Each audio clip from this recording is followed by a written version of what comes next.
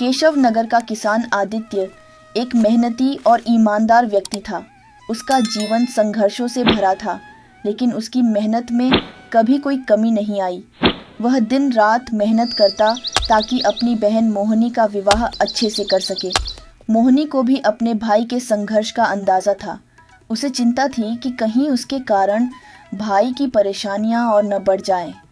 गांव के कुछ अमीर लोग आदित्य का मजाक उड़ाते थे, लेकिन वह खामोशी से सब सहता।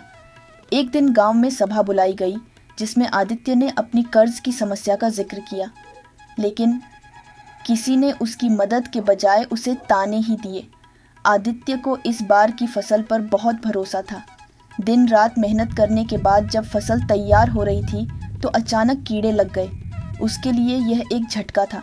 उसने जो थोड़े बहुत पैसे बचाए थे उनसे कीड़े मारने की दवाइयाँ खरीदी और फसल को बचाने की पूरी कोशिश की।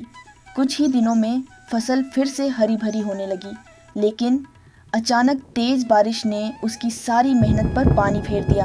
यह देखकर आदित्य का दिल टूट गया। निराशा उसके चेहरे पर साफ झलक रही थी। फसल के बर्बाद होने के बाद उसके पास केवल एक ही विकल्प बचा था, जमींदार से कर्ज लेना। वह मजबूर होकर जमींदार के पास गया।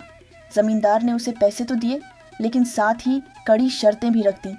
अगर समय पर कर्ज नहीं लौटाया तो तेरी जमीन मेरी होगी। यह सुनते ही आदित्य का दिल सहम गया। वह मन में ठान चुका था कि अगली फसल में यह कर्ज चुका देगा, चाहे कितनी भी कठिनाई आए। एक रात आदित्य अपने खेतों की देखभाल कर रहा था। चारों तरफ सन्नाटा था। तभी उसे जंगल के पास एक मरा हुआ आदमी दिखाई दिया। उसके पास एक छोटी सी पोटली थी। आदित्य ने पोटली खोली और देखा कि उसमें एक चमचमाता हीरा है। उसका मन बेचैन हो गया। क्या इस हीरे को बेचकर अपनी परेशानियां खत्म की जा सकती हैं? एक ओर उसका ईमान उसे रोकता था, तो दूसरी ओर बहन की शादी का ख्याल उसे बेचैन कर देता था। अगले दिन आदित्य उस हीरे को बेचने के लिए कस्बे के जौहरी के पास गया। जौहरी ने उसे धोखा देने की कोशिश की। कहने लगा, हीरा तो ज़्यादा कीमती नहीं है।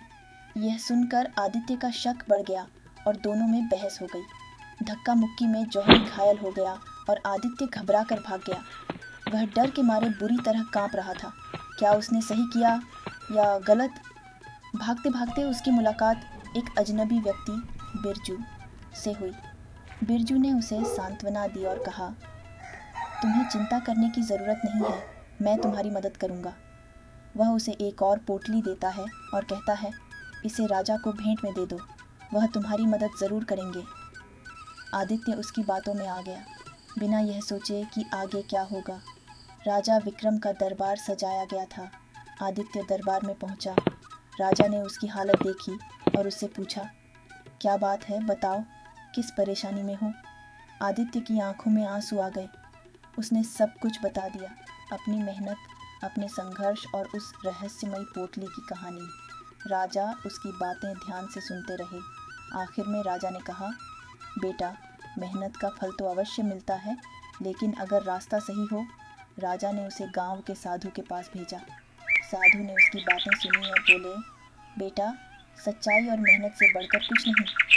चाहे कितनी भी कठिनाइयाँ आएं, मेहनत का मार्ग कभी मत छोड़ना। यह सुनकर आदित्य का मन हल्का हो गया।